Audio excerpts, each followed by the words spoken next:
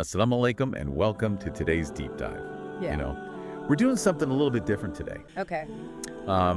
Instead of looking at like a bunch of different sources, we're going to be focusing on just one. Right. And it's a pretty powerful one. It's Surah Allah from the Quran, the 87th chapter.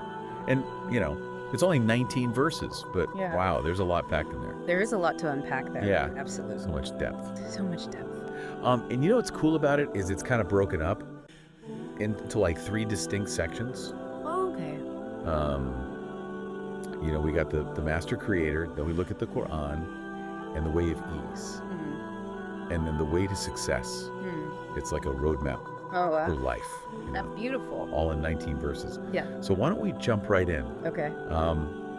With those first 5 verses, that really paint this picture of Allah as the master creator. Yes. The very beginning. Yes, absolutely. Of Surah Allah. Glorify the name of your Lord, the Most High, who created and perfectly fashioned Zulfchau, and who ordained precisely and inspired accordingly, and who brings forth size green as pasture, then reduces it to withered chaff. It's just like right away you're hit with Allah's authority and wisdom. Yes. He's not just the creator. Right. He's the fashioner. He fashioned everything. He's the ordainer. He ordained. He's the guide. Exactly. It's just so powerful. And in that imagery, of that lush pasture turning into this dry chaff, right. It's like a cycle, It is. of life and death. Right. It's under Allah's control. Yeah. It makes you realize, like how quickly things can change. Okay. Like we could be, in a period of abundance right now. Yeah.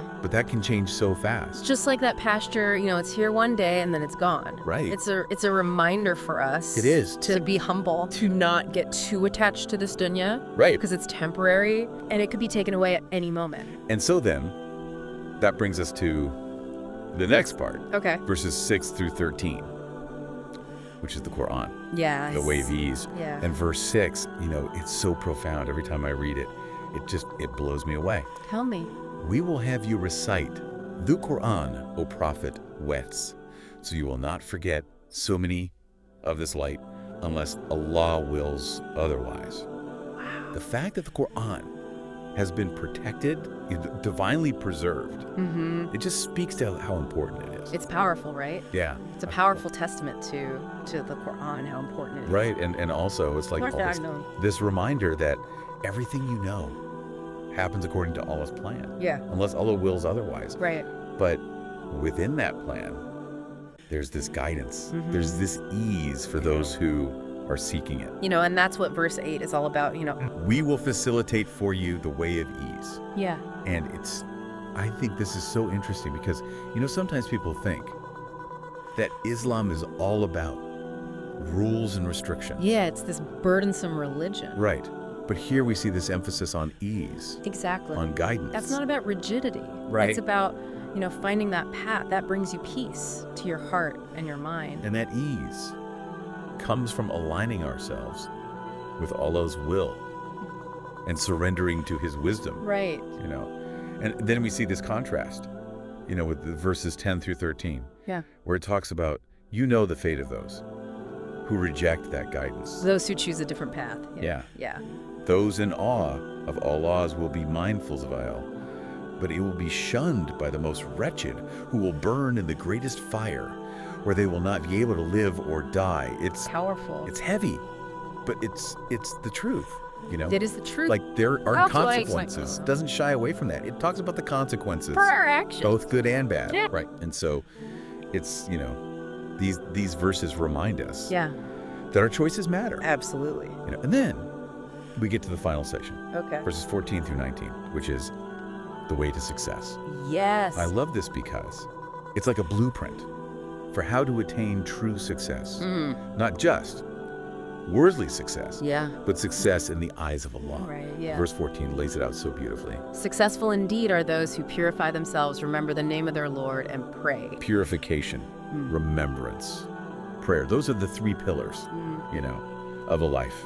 That leads to true fulfillment. Yeah. And I love how the surah, starts by talking about Allah as the creator, then moves into the guidance provided by the Quran, and then it ends with, this personal, actionable path to success. It's like it goes from the grand scale down to, the individual. It's a journey. It is. It's a journey of understanding. First you have to understand who Allah is and His majesty and His power, and then you understand the guidance that He has sent.